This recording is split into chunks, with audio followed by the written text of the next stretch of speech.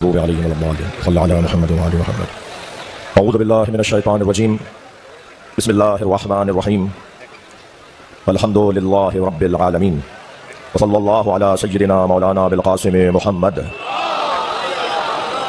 व आलिहि तय्यबीन अत्ताहिरीन अल मासूमीन अल्लज़ीना क़ाला अल्लाहु इन्नमा युरीदुल्लाहु लियुज़हिबा अन्कुम अर्रिज्सा अहलल बैत व युतahhirakum तत्हीरा वलअनतुल्लाहि अला अअदाइहिम अजमईन मिन यौमि अदावतिहिम इला क़याम यौमिद्दीन।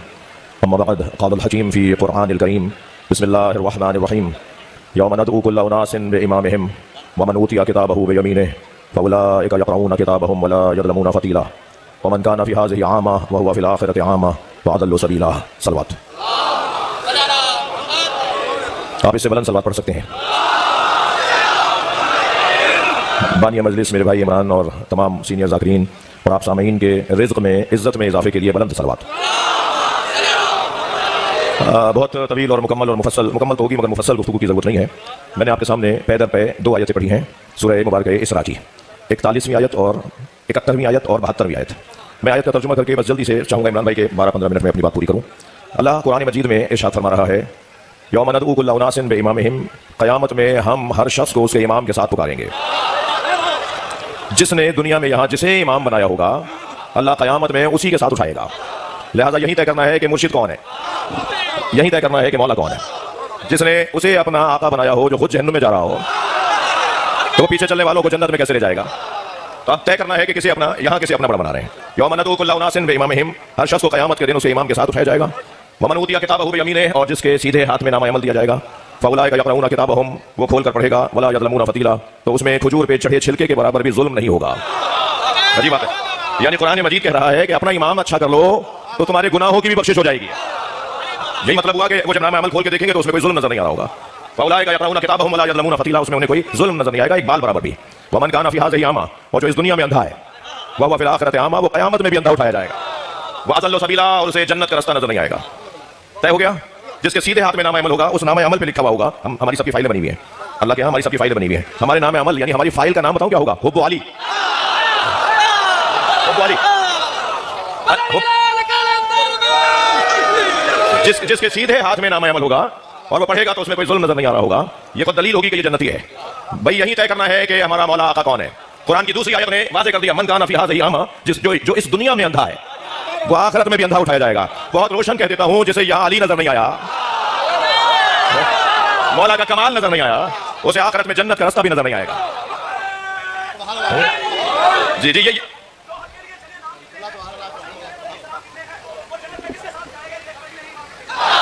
जिंदाबाद जिंदाबाद। मैंने आपसे यह तय कर लिया था खुद से कि 10-12-15 मिनट से ज्यादा की गुफ्तगू नहीं होगी। एक से बढ़कर एक अच्छा पढ़ने वाले बैठे हुए हैं, और वैसे भी ये जो मजलिस है ये मेरे वाले हुलिये वाले तो आपको वैसे ही यहाँ कम नजर आते हैं। तो मैं अपनी आबू बचाऊं, जल्दी चला जाऊं। मगर मुझे ये भी फख्र हासिल है कि मैं जाकिरों की औलाद हूँ। आबा अजदाद मेरे सारे यसूसी जाकिर रहे हैं, मेरे वालिद दादा शायद 6 पुश्तों से, तो हमें इन्हीं के मर्सियों ने मौलवी बनाया है। यही नर्सरी है जहाँ से फिर आगे बढ़ता है इंसान। तो मैं जल्दी सर्च कर रहा हूँ कि क़यामत में वो जलील हो जाएगा जिसने यहाँ अली को नहीं माना। अगर उसे असल इज्जत और जिल्लत है ही क़यामत की, असल इज्जत और जिल्लत क़यामत की है। यहाँ तो धोखे हैं भाई। यहाँ तो महंगे कपड़े वाले को हम सलाम करते हैं, फटे कपड़े वाले के सलाम का जवाब नहीं देते। यहाँ तो महंगी गाड़ी से उतरने वाले का हम एहतराम करते हैं, साइकिल पर आने वाले को हम ख्याल ही नहीं करते। वैसे भी ये जो जगह है ना, जिसे मजलिस ऐसा कहते हैं, ये ऐनक बदलने की जगह है। यहाँ बैठने वाले की दीद बदली जाती है। सुर्ख शीशों की अगर ऐनक लगा दी जाए तो शलजम भी चुकंदर नजर आता है ना। यहाँ बैठने वालों की दीद ही कुछ और है। यहाँ हम सब जूतियां उतार के बैठे या नहीं भाई? गर्दन हिला दो जूतियां पे, हम जूते उतार कर आए ना इमाम बारगाह में, हम सब जूतियां उतार के मजलिस में बैठते हैं ना। मौला अली ने जूतियों का नाम दुनिया रखा है, हम अपनी दुनिया बाहर छोड़ कर आते हैं। बाहर होगा कोई सेक्रेटरी, कोई वजीर, कोई सफीर, कोई जमींदार, कोई डायरेक्टर। जैसे ही इमाम बारगाह में आया वो फकीर हुसैन है। यहाँ हमारी कोई हैसियत नहीं है, यहाँ हैसियत उनकी है जिनका जिक्र है। तो ये जगह तो वैसे ही धोखों की जगह है, फरेबों की जगह है जी। ये जो मैं और आप कपड़े पहने बैठे हैं ना, अरबी ज़बान का लफ्ज़ है लिबास। हम भी बोलते हैं लिबास। लिबास अरबी का लफ्ज़ है जिसका माना है धोखा। जाके देखिए लुगत में, लिबास का मतलब है धोखा। जी, हम लिबास की बुनियाद पर फैसले करते हैं ना। बाज़ लोग कलफ के कपड़े पहनकर अकड़े चल रहे होते हैं, बाज़ लोगों के कपड़ों में कलफ होता है, कुछ लोगों की गर्दनों में कलफ होता है। ये जगह फकीरों की जगह है। तो लिबास की बुनियाद पर हम धोखा खा जाते हैं ना। अब मेरे मौला अली का फरमान मैं आपको हदिया कर रहा हूं, लिबास ज़हन में रहे। मौला अली फरमाते हैं मा लुबिस्तु अला नफ्सी, लिबास का लफ्ज़ इस्तेमाल किया मौला ने। मा लुबिस्तु अला नफ्सी वला लुबिस अलैया, आज तक अली ने खुद को धोखा नहीं दिया और दुनिया में कोई पैदा नहीं हुआ जो अली को धोखा दे।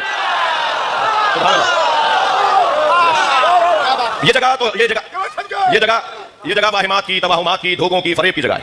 असल इज्जत तो बननी ही कयामत में, असल जिल्लत का उन्वान भी कयामत में आएगा। बस जिसे कयामत में इज्जत पानी है उसे अहले बैत को मानना पड़ेगा।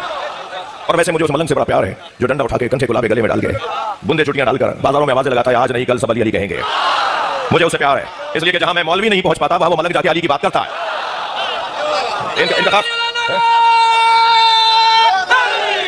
भाई मैं जल्दी देख रहे हैं आप मुझे, मैं कितनी जल्दी बात कर रहा हूं। 3 लोगों को इज्जत बनानी है ना, 3 लोगों को तो या अली मदद कहने से पहले 6 दफा सोचना चाहिए। 3 लोगों को या अली मदद कहने से पहले 6 दफा सोचना चाहिए। एक बुज़दिल, क्या हुआ? बुज़दिल और अली वाला जुड़ता नहीं है। मौला अली वाला हो और बुज़दिल हो। इस वक्त मेरी कौम के जो हालात है ना उनमें सिर्फ एक जुमले पे तबसरा करूंगा। ये कैसे मुमकिन है कोई या अली कहता हो और बुज़दिल हो? चाय की प्याली पर ईमान बेचने वाला शिया नहीं होता।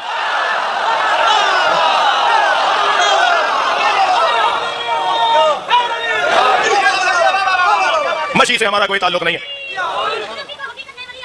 हाँ वाह,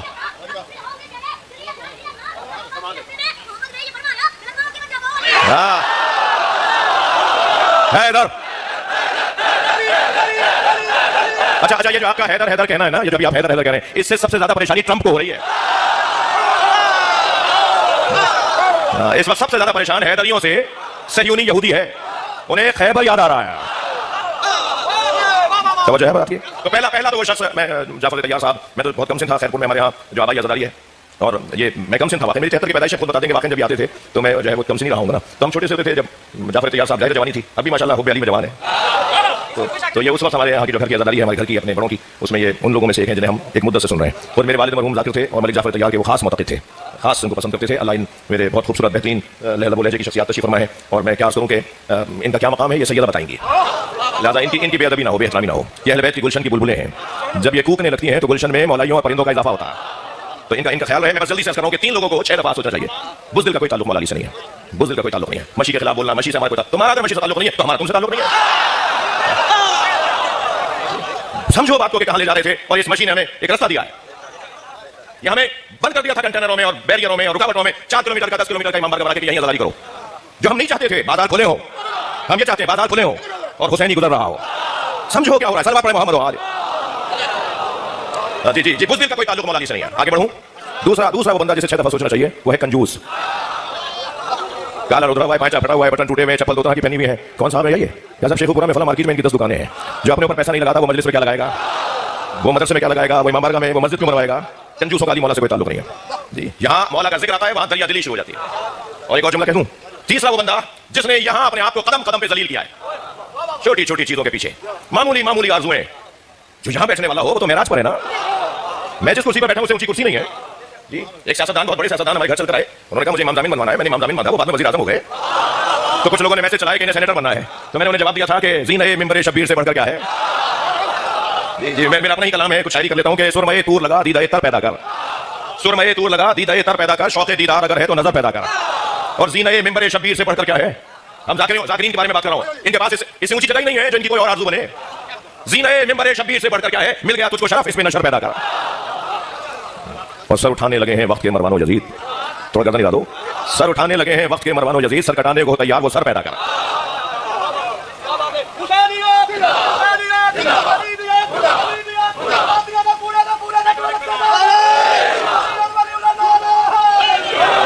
उस मां को सलाम जिसने अपने दोनों बच्चे कुर्बान कर दिए। एक को उजला सा कुर्ता पहनाकर, बालों में कंघी देकर, आंखों में सुरमा लगाकर, पेशानी पे बूसा देकर इमाम हुसैन की गोद में दे दिया। और इमाम हुसैन ने भी कमर में पटका बांध दिया। और मीर अनीस कहते हैं कि बनाकर शक्ल मुजाहिद की ले चले शब्बीर, उलट दिया अली असगर की आस्तीनों को। सलाम हो उस शेर दिल मां पर जिसकी 2 ही कमाइयां तो थी। जाफर भाई मैं गया, जब इंडिया गया, लखनऊ में मजलिस पड़ी बड़ी इमाम बारगाह में, जो 400 साल पुराना इमाम बारगाह है। तो मैं इमाम बारगाह में जा रहा था तो मैंने देखा हिंदू औरतें लुटियाओं में छोटे छोटे बर्तनों में दूध लेकर आ रही हैं। तो मैंने अपने बानी से पूछा कि ये लाइन लगाकर ये कहाँ जा रही हैं, ये क्या ला रही हैं? तो उन्होंने कहा इनकी मन्नत पूरी हुई होगी, ये झूले पे दूध चढ़ाने आई है, ये झूले पर दूध चढ़ाने आई है। मेरे एक दोस्त कह रहे थे कि बनारस इंडिया का एक शहर है, वहाँ रोज़े आशूर ताज़िया का जुलूस निकलता है और करबला में जाके, बनारस की करबला में जाके खत्म होता है। वो कहते हैं कि हम चंद दोस्त आगे चले गए ताकि देखें इंतजाम कैसे हैं। जुलूस अभी पीछे था। कहते हैं एक चौक से गुजर रहे थे, वहाँ हजारों की तादाद में हिंदू औरतें खड़ी थी। हम बराबर से गुजरे तो एक औरत की आवाज़ आई, भाई मुसलमान लग रहे हो। तो वो कहते हैं मैंने कहा हम मुसलमान हैं। कहने लगी मुसलमान हो तो बताओ बाबा हुसैन का जुलूस कब आएगा? तो वो कहते हैं मैंने उनसे पूछा तुम्हें बाबा हुसैन के जुलूस का क्यों इंतजार है? तो कहने लगी तुम्हें नहीं पता आज हुसैन का बच्चा भूखा मारा गया, आज हम अपने बच्चों को दूध नहीं पिलाते जब तक ताज़िया दफना ना दिया।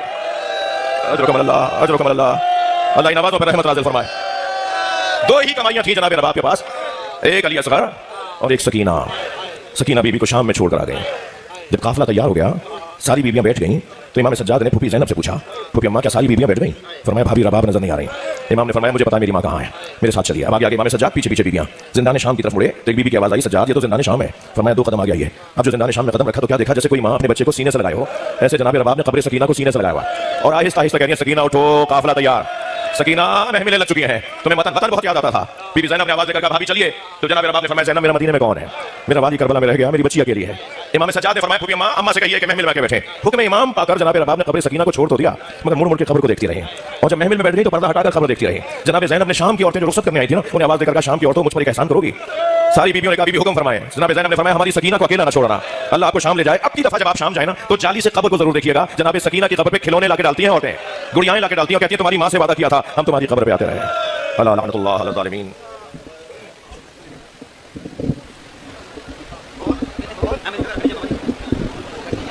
हज़रात तशरीफ रखो। अजीम बाप अजीम बेटे